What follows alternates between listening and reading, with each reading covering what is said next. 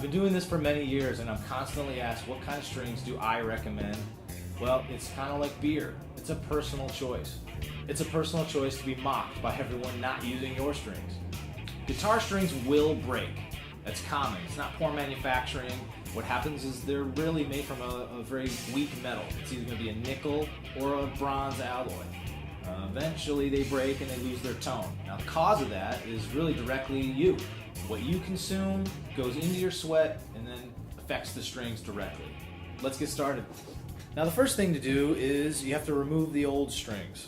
Detune each string at least a full step. That way you're not going to snap, take an eye out. Generally you want to do one string at a time. That way you're not going to take tension off of the neck.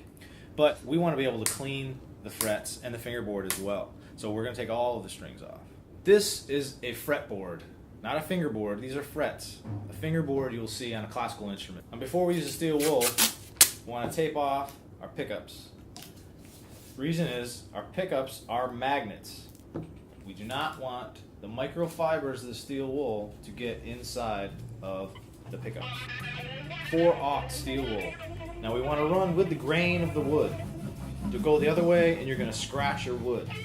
Do not want that. Dust it off. Now every part of your guitar has a finish on it except for the board itself. That is exposed wood. Preferable method of treating it is lemon oil. Rub rid the grain of the wood. Now with this particular guitar we have what's called a stop tailpiece. The other option for the most part would be a tremolo unit guitar.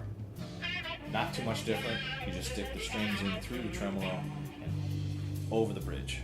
What's very important is where the holes are aligned in your tuners. You want to make sure that they're all facing the neck.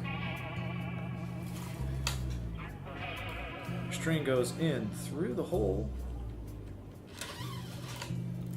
Now the biggest question is, where do I know where to start winding it? Well, the rule of thumb is just go to the next tuner and then you're going to want to make a kink in it. Like that. Pull it through and start winding. Now this has vintage style tuners. What that means is the hole is relatively low to the actual headstock. So we're going to go one wrap over the hole and the rest under.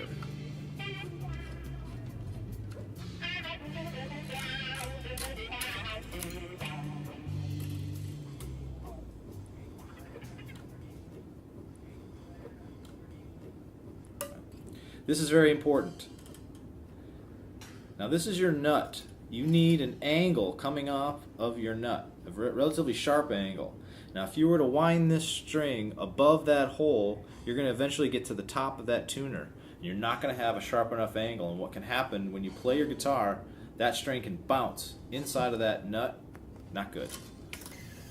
So in the last several years, coated strings have become all the rage. The concept is they protect the string from harmful breakdown and they last 2 to 3 times as long. The drawback is some believe that they don't carry the same tone. I say you be the judge. Give them a try. Alright, if this is taking too long, you can always make the process go much quicker by using a string winder. Alright, let's clip the strings and tune it up.